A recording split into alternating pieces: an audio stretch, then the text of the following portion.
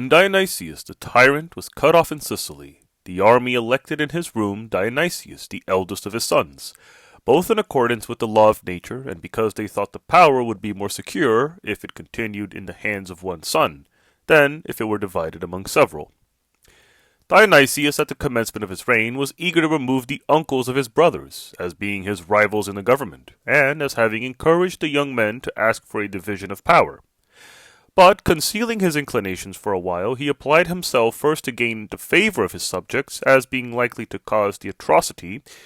which he had resolved on committing, to be regarded with more indulgence, if he previously made himself popular. He therefore released 3,000 prisoners from the jails, remitted the people the taxes for 3 years, and sought the affection of all by whatever blandishments he could use. Then, proceeding to execute his determination, he put to death not only the relatives of his brothers, but his brothers themselves, so that he left to those to whom he owed a share of power not even a share of life, and commenced cruelty upon his kindred before he exercised it upon strangers. When his rivals were removed, he fell into indolence, and contracted, from excessive indulgence at the table, great corpulence of body, and a disease in his eyes, so that he could not bear the sunshine, or dust, or even the brightness of ordinary daylight. Suspecting that, for these weaknesses, he was despised by his subjects, he proceeded to inflict cruelties upon them, not filling the jails like his father with prisoners, but the whole city with dead bodies. Hence, he became an object of hatred rather than contempt to everyone. When the Syracusans, in consequence, resolved to rebel against him, he long hesitated whether he should lay down the government or oppose them in arms. But he was compelled by the soldiery, who hoped for plunder from sacking the city, to march into the field. Being defeated, and trying his fortune again with no better success, he sent deputies to the people of Syracuse, with promises that he would resign the government if they would send persons to him with whom he might settle the terms of peace. Some of the principal citizens being accordingly sent for that purpose, he put them in close confinement. And then, when all were off their guard, having no fear of hostilities, he dispatched his army to devastate the city. A contest, in consequence, which was long doubtful, took place in the town itself. But the townsmen overpowering the soldiery by their numbers, Dionysius was obliged to retire, and fearing that he should be besieged in the citadel, fled away secretly, with all his royal paraphernalia, to Italy. Being received in his exile by his allies, the Locrians, he took possession of the citadel as if he were the rightful sovereign, and exercised his usual outrages upon them. He ordered the wives of the principal men to be seized and violated. He took away maidens on the point of marriage, polluted them, and then restored them to their betrothed husbands, and, as for the wealthiest men, he either banished them or put them to death, and confiscated their property. In the process of time, when a pretext for plunder was wanting, he conquered the whole city by an artful stratagem. The Locrians, being harassed in war by Leophron, the tyrant of Rhegium, had vowed, if they were victorious, to prostitute their maidens on the festal day of Venus, and, as on neglecting to perform the vow they were unsuccessful in another war with the Lucanians, Dionysius called them to an assembly, and advised them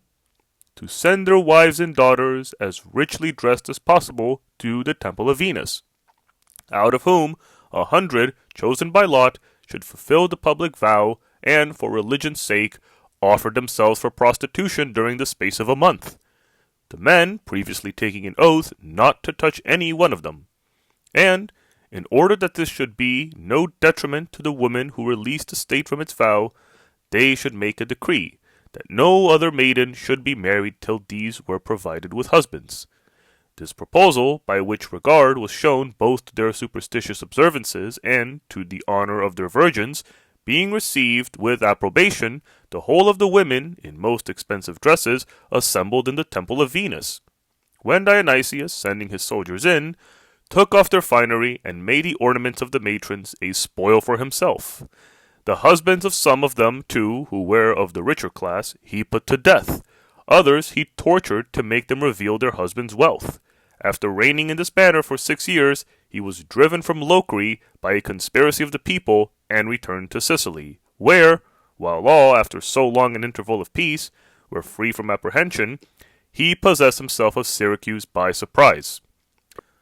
While this affair occurred in Sicily, Hanno, a leading man among the Carthaginians in Africa, employed his power, which surpassed that of the government, to secure the sovereignty for himself, and endeavored to establish himself as king by killing the Senate.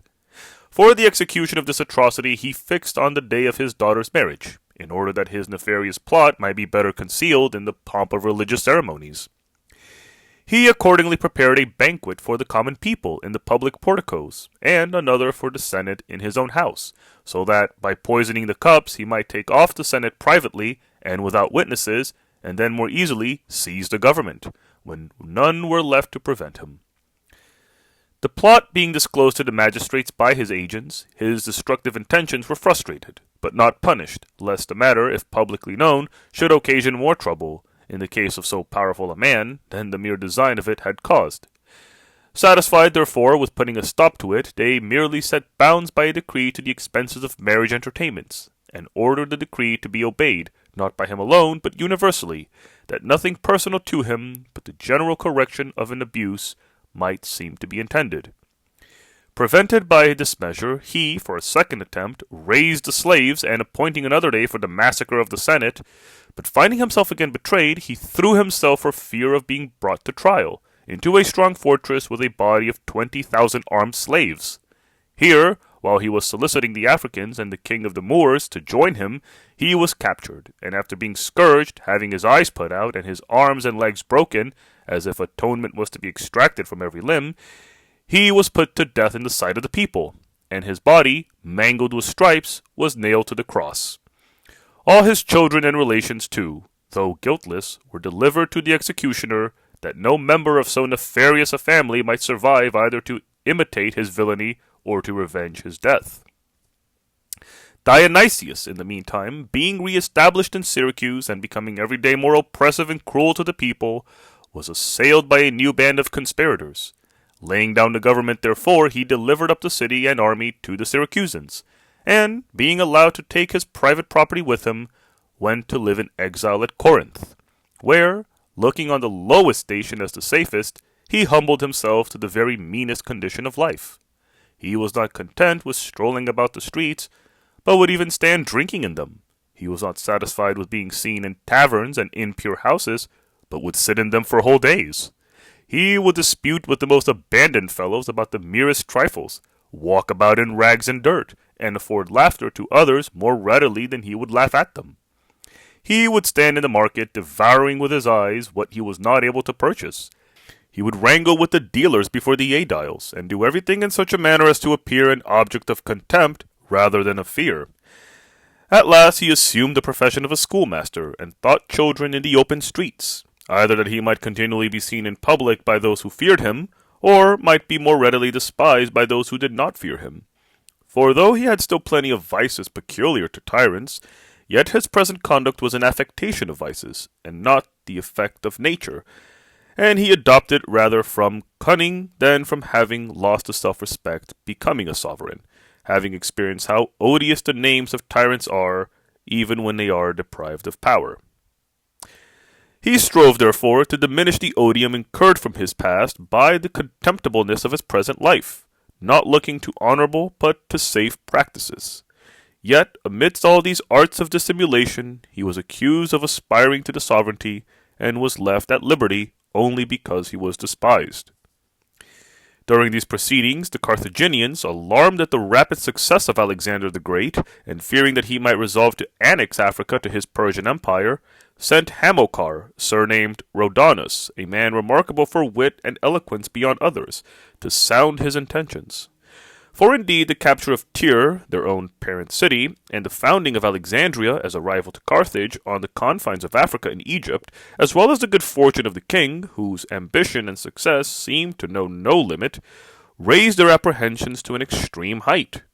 Hamilcar, obtaining access to the king through the favor of Parmenion, represented himself to Alexander, as having been banished from his country, and as having fled to him for refuge, offering, at the same time, to serve as a soldier in the expedition against Carthage. Having thus ascertained his views, he sent a full account of them to his countrymen, inscribed on wooden tablets, with blank wax spread over the writing. The Carthaginians, however, when he returned home after the death of Alexander, put him to death, not only ungratefully, but cruelly, on pretense that he had offered to sell their city to the king.